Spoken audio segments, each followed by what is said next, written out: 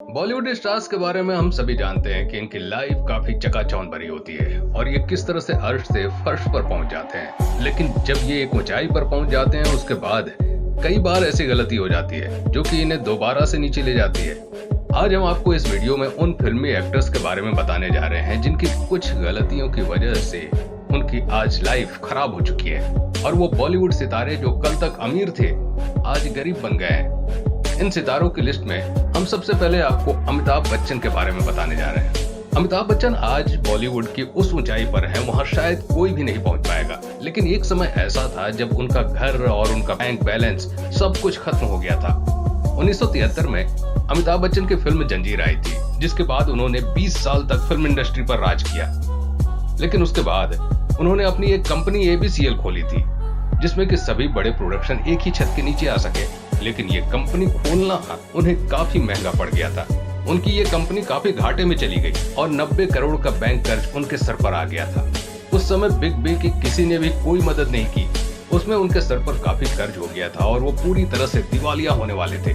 लेकिन उस समय उनका शो कौन बनेगा करोड़पति शुरू हुआ, जिसकी वजह से वो दोबारा संभले और लोगों को करोड़पति बनाने की जगह वो खुद इस शो से करोड़पति बनते गए। 2002 से लेकर अब तक लगभग 20 साल से वो इस शो का हिस्सा बने हुए हैं और लगातार कौन बनेगा करोड़पति शो को होस्ट करते आ रहे हैं, जिसके बाद आज उनकी लाइफ दोबारा से सक्सेस हो गई है। दूसरे नंबर पर हम जिस कलाकार की बात कर रहे हैं उन्हें आप अच्छी तरह से जानते हैं। इनका नाम है गोविंदा। जी हाँ, गोविंदा ने अपने जीवन में कई बेहतरीन फिल्में की और उनमें सभी फिल्में अधिकतर सफल भी रही हैं। उन्होंने जिस तरह की कॉमेडी की वो शायद आज कोई भी नहीं कर पाया। उन्होंने जिस तरह से अपने फिल्मों में दमदार अभिनय और अपने डांस की वजह से लोगों के दिलों पर राज किया है वो कोई नहीं भूल सकता। लेकिन उनके जीवन में भी एक समय ऐसा आया जब उन्हें भी निराशा का सामना करना पड़ा है।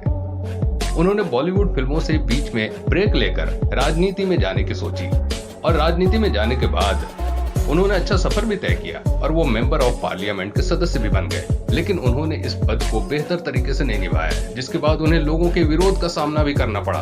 उसके बाद उनका फिल्मी करियर लगभग खत्म हो चुका था। लेकिन कुछ समय बाद वे दोबारा वापस आए और फिल्म भागम भाग और पार्टनर से वापस फिर से शुरुआत की और उसके बाद उन्होंने 12 सफल फिल्में दी हैं और दोबारा से वो फाइनेंशियली मजबूत हो गए हैं। अब आगे हम आपको बताते हैं गीतांजलि नागपाल के बारे में।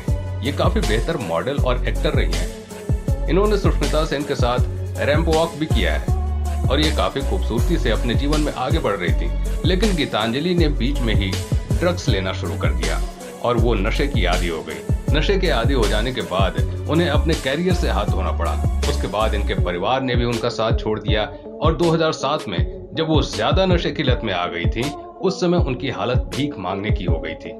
उस समय वो भीख मांगते हुए रोड पर देखी गई थी। उसके बाद मीडिया ने इन्हें पहचान लिया और उसकी मदद के लिए पुलिस आई थी और पुलिस उन्हें इलाज के लिए लेकर गई। इस तरह से इस मॉडल ने अपना पूरा करियर ही खत्म कर लिया। प्रीति जिंटा को आज कौन नहीं जानता है। प्रीति जिंटा ने अपने करियर में बैक टू बैक कई हिट फिल्में दी हैं और उन्होंने काफी बेहतर प्रदर्शन किया। उन्होंने बड़े बड़े एक्टर के साथ भी काम किया, लेकिन एक समय उन्होंने अपनी फिल्म बनाने के चक्कर में काफी नुकसान उठाया है। उन्होंने इश्क इन पेरिस फिल्म को बनाने के लिए काफी पैसा लगा दिया, लेकिन जब वो फिल्म बॉक्स ऑफिस पर पूरी तरह से फ्लॉप हो गई तो उसके बाद उन्हें काफी नुकसान हुआ। इसके साथ साथ उन्हें ही नहीं बल्कि उनके प्रोड्यूसर और उनके डायरेक्टर को भी इस फिल्म की वजह से नुकसान उठाना पड़ा था। लेकिन उन्होंने इस बारे में कभी भी मीडिया के सामने इस बात का जिक्र नहीं किया। लेकिन एक बार उन्होंने मीडिया इवेंट के दौरान ये बात मीडिया के सामने कही थी कि उनके मुश्किल वक्त में उनका साथ सलमान खान ने दिया था और फाइनेंशियली सलमान खान ने उनकी काफी मदद की थी। दोस्तों, अब इस लिस्ट में नाम आता है शाहरुख खान का। चौंक गए ना? शाहरुख खान को तो हम सभी जानते हैं।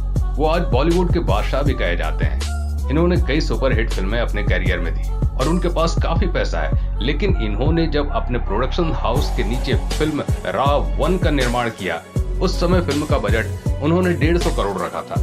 लेकिन इस फिल्म को बनाते बनाते इस फिल्म का बजट 350 करोड़ पहुंच गया, जिसकी वजह से इस फिल्म में काफी पैसा लग गया। लेकिन जब इस फिल्म को रिलीज किया तो वो उतना पैसा नहीं कमा पाई। इसकी वजह से 350 करोड़ की इस फिल्म के द्वारा शाहरुख खान को घाटा हुआ। उस समय उनके बैंक की स्थिति काफी खराब हो गई थी। लेकिन उसके बाद उनकी डॉन 2 फिल्म आई, जिसकी वजह से वो दोबारा से बच गए और कुछ पैसा जोड़कर उन्होंने अपनी स्थिति को संभाल लिया। उसके बाद कभी भी शाहरुख खान ने किसी फिल्म में इन्वेस्ट नहीं किया। अब हम आपको बॉलीवुड के सदाबहार एक्टर राज कपूर के बारे में बताने जा रहे हैं। राज कपूर के सामने भी एक समय ऐसी स्थिति आई थी कि उनका सभी कुछ दांव पर लग गया था।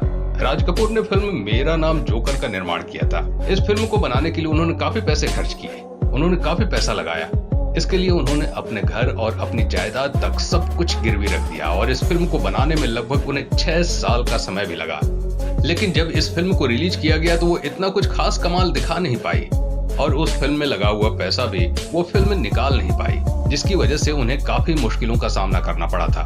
उस समय उन्होंने अपना आरके स्टूडियो भी बैंक के पास गिरवी रख दिया था। उस समय उनके पास और कोई रास्ता नहीं था जिससे कि वो दोबारा से इतना पैसा कमा सके। लेकिन उस समय उनके दिमाग में एक और आइडिया आया और उन्होंने बॉबी फिल्म का निर्माण किया। बॉबी फिल्म उस समय काफी हिट रही थी और उसी की वजह से आज राज कपूर दोबारा से फिल्मों में लौट आए और उसके बाद उन्होंने अपना आरके स्टूडियो और घर छुड़वाया। अब हम आपको सबसे बड़े स्टार राजेश खन्ना के बारे में बताने जा रहे हैं, जिन्होंने अपने कैरियर में एक के बाद एक लगातार कई हिट फिल्में दी हैं। उनके समय में वो सबसे सुपर हिट हीरो के रूप में जाने जाते थे और उन्होंने बैक टू बैक 17 फिल्में सुपर हिट दी थी, जो कि सभी लोगों को काफी पसंद आई थी। उस समय राजेश खन्ना काफी सुपर हिट रहे और उनकी लोकप्रियता भी काफी बढ़ गई थी। उसी का घमंड उन्हें उस समय आ गया और वो फिल्मों में डायरेक्टर और प्रोड्यूसर के साथ गलत व्यवहार करने लगे। उनका व्यवहार कुछ अजीब तरह का हो गया और उसके बाद वो फिल्म के सेट पर लेट आना और ज्यादा पैसों की डिमांड करना जैसी कई चीजें करते हुए दिखाई दिए। उसके बाद सलीम खान और जावेद अख्तर ने मिलकर राजेश खन्ना को नीचे गिराने के बारे में सोचा और उन्होंने फिल्मों में राजेश खन्ना की जगह अमिताभ बच्चन को लेना शुरू किया और इस तरह से राजेश खन्ना के पास फिल्मों का बजट और फिल्म कम होती गई। उस समय अमिताभ बच्चन की फिल्म जंजीर आई थी, जो कि काफी सुपर हिट रही थी और इस फिल्म को पहले राजेश खन्ना को ऑफर किया गया था, लेकिन राजेश खन्ना ने अपने घमंड के चलते इस फिल्म को नहीं किया। इस तरह से धीरे धीरे राजेश खन्ना का कैरियर खत्म होने लगा और अमिताभ बच्चन का कैरियर उस समय शुरू हो गया। एक समय ऐसा आया जब राजेश खन्ना के पास कोई भी बेहतरीन फिल्म करने के लिए नहीं थी। तो दोस्तों, आज का हमारा ये वीडियो आपको कैसा लगा हमें कमेंट करके जरूर बताएं।